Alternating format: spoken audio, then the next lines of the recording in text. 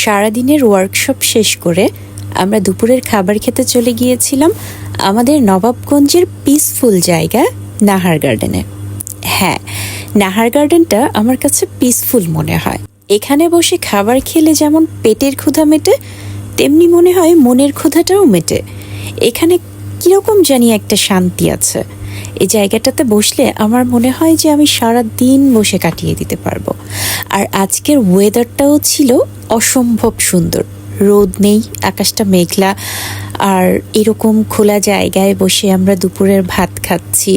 ভাতের সাথে এখানে ছিল শুটকি মাছ, দেশি মুরগির মাংস, তারপর করলা ভাজি, ডাল। খুবই সিম্পল কিছু আইটেম। আমরা হুট করেই অর্ডার করি, জাস্ট কয়েক ঘন্টার মধ্যে আমাদেরকে এই আইটেমগুলো ওনারা করে দিয়েছে। আর প্রত্যেকটা আইটেম এত মজার ছিল, আমি আসলে ভাবতে পারিনি যে একটা চাইনিজ রেস্টুরেন্টে বাংলা খাবার অর্ডার করার পর তারা এত মজা করে আমাদেরকে রান্না করে দিতে পারবে। আমরা সবাই খুবই তৃপ্তি সহকারে এখানে খাবার খেয়েছি।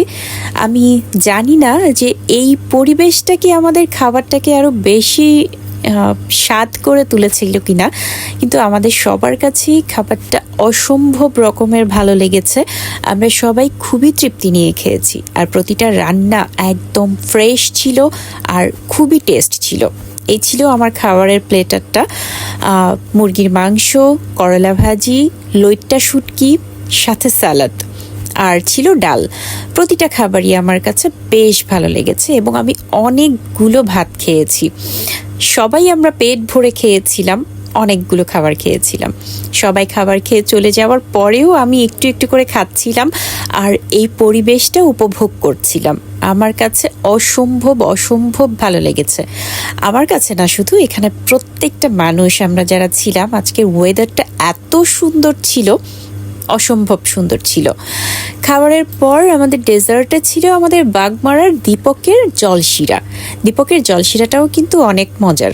আমরা আমার যারা কলিগ রয়েছেন ঢাকা থেকে যারা আসেন, সব সময় যাওয়ার সময় দীপকের এই মিষ্টিটা ওনারা নিয়ে যায়। নাহার গার্ডেনে কিন্তু সবসময় বাংলা খাবার পাওয়া যায় না, কেউ অর্ডার করলে করে দেয়।